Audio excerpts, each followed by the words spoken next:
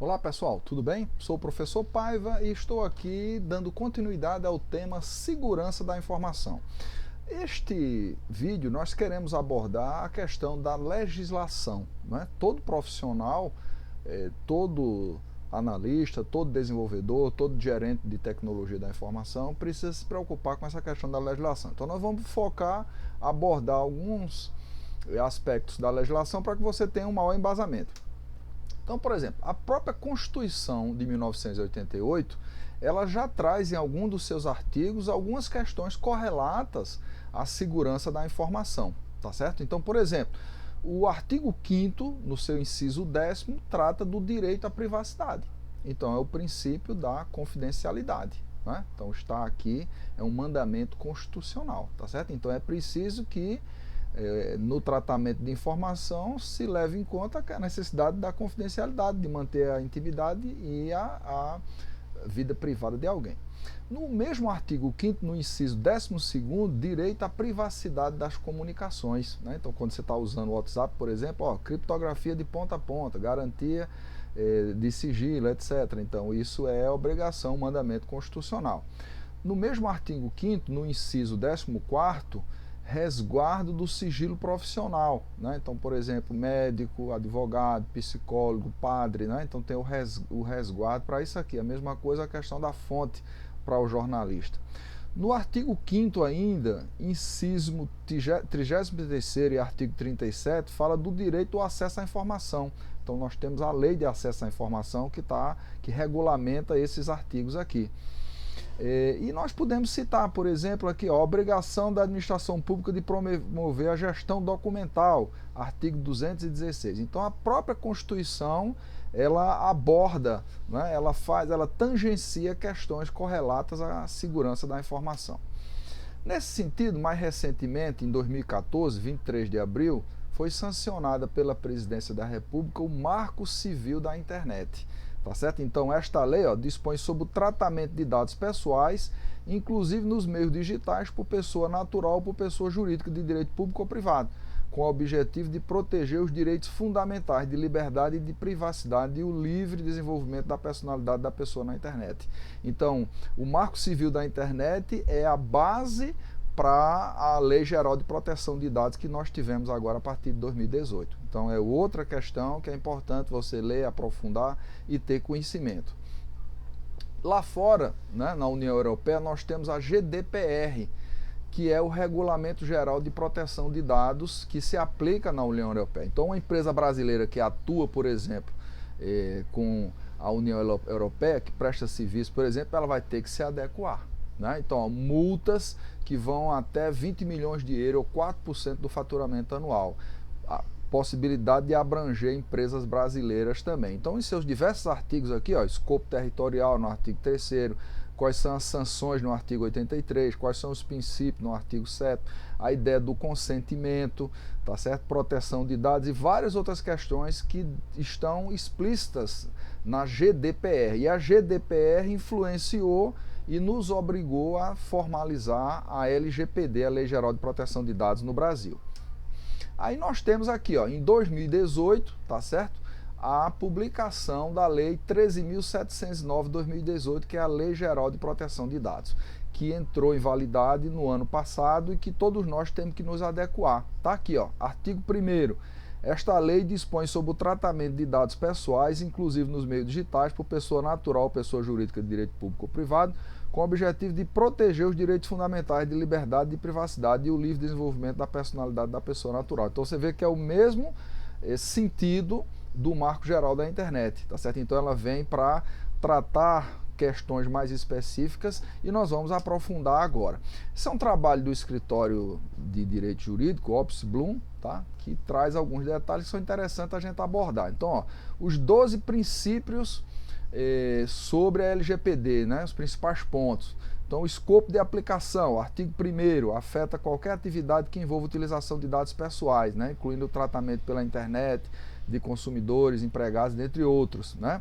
O artigo 7º, autorização para o tratamento de dados. Então, isso tem que ser necessário, tem que ser explicitado. Autoridade, a criação da Autoridade Nacional de Proteção de Dados. Princípio da proteção de dados, o artigo 6º, né? Então nós temos vários artigos interessantes aqui que o profissional do informático, o desenvolvedor, o gerente de tecnologia da informação tem que se preocupar, tá certo? Direito dos titulares dos dados, ó, artigo 17 até o 22, né? Quem são os titulares, quais são os seus direitos, informação, acesso, retificação, cancelamento, oposição, portabilidade, entre outros, né? Então você tem uma série de questões aqui que montam o escopo, né? A ideia central da Lei Geral de Proteção de Dados.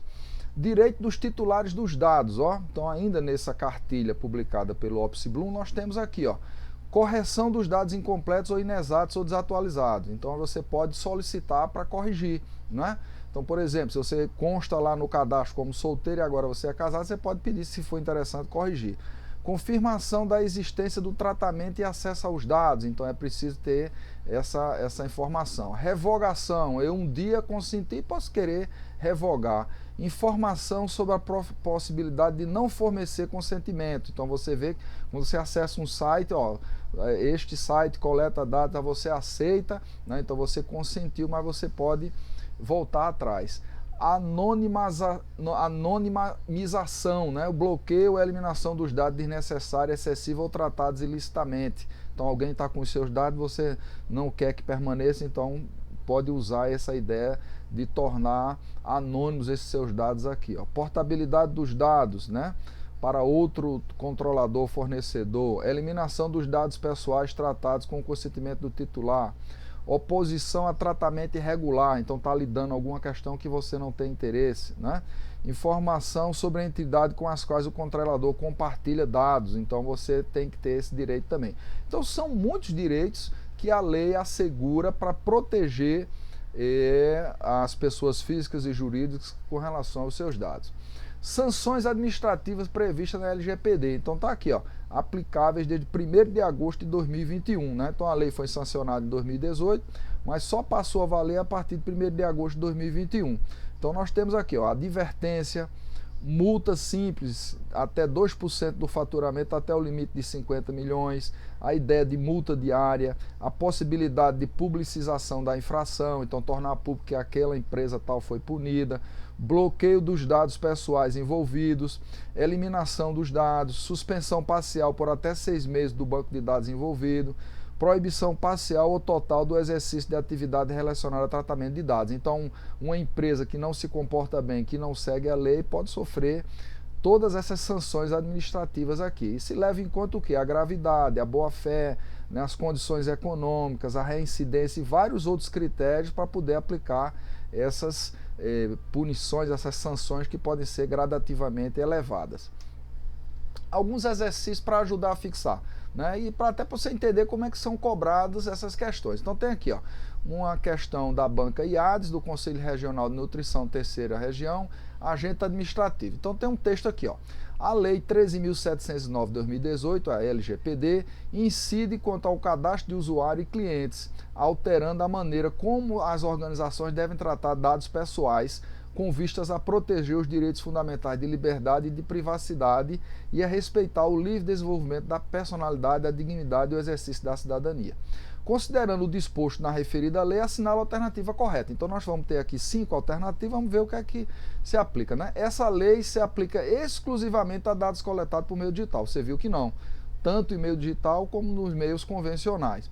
Para os fins dessa lei, considera-se dado pessoal qualquer informação relacionada à pessoa física ou jurídica identificada ou identificável. Não, né? Dado pessoal está associado à pessoa física. O tratamento dos dados pessoais, bem como o compartilhamento desses dados, somente é permitido mediante o consentimento do titular, salvo caso de exceção previsto na lei. Então, opa, essa aqui está com cara da resposta. Vamos ver os demais aqui. Dados pessoais de criança podem ser coletados sem consentimento prévio. Não. A pessoa, no caso, independe da idade. Então, aqui está errado. O consentimento do tratamento dos dados deve ser fornecido pelo titular antecipadamente à coleta dos dados e presume concordância com o compartilhamento dos respectivos dados com entidades parceiras por tempo determinado. Não, absolutamente. Você viu que você pode revogar, né? E o compartilhamento também é a opção de poder fazer ou não, né? Então, resposta correta, letra C. O tratamento de dados pessoais, bem como o compartilhamento, somente é permitido mediante consentimento, autorização, salvo os casos de exceção prevista em lei, por exemplo, quando por determinação judicial ou outras questões similares. Segunda questão aqui, ó, Selecom, Engeprom, analista de RH. A Lei 13.709, a LGPD, dispõe sobre o tratamento de dados pessoais, inclusive nos meios digitais, por pessoa natural ou por pessoa jurídica de direito público ou privado, com o objetivo de proteger os direitos fundamentais de liberdade, privacidade e livre desenvolvimento da personalidade da pessoa natural. Aplica-se a LGPD a qualquer operação de tratamento realizada por pessoa natural ou por pessoa jurídica de direito público ou privado, independentemente do meio do país de sua sede ou do país onde esteja localizado os dados, desde que a operação de tratamento seja realizada, então vamos lá, no território nacional. Então isso aqui está com cara de ser a resposta. Vamos ver os outros. Para fins exclusivos de defesa nacional, não. Para fins exclusivamente jornalístico artístico, não. Pessoa natural, para fins exclusivamente particulares, não econômico, também não. Então a resposta correta, alternativa A, no território nacional. Então eu espero que você tenha compreendido, tenha gostado, né? As nossas referências são o nosso livro Segurança e Auditoria de Sistemas, publicado pelo IF Sertão de Pernambuco, o de Introdução à Segurança da Informação, que está na Amazon, inclusive que você pode ler, o Stalins. E a Opsi Bloom publicou uma cartilha, né, que você pode ter acesso aí com um monte de informação sobre a LGPD para ajudar nos seus estudos. Então, no mais, eu quero lhe pedir ajuda, se inscreva no canal, né? Por favor, curta, divulgue, ajude o projeto a avançar, tá bom? Então, até a próxima, grande abraço.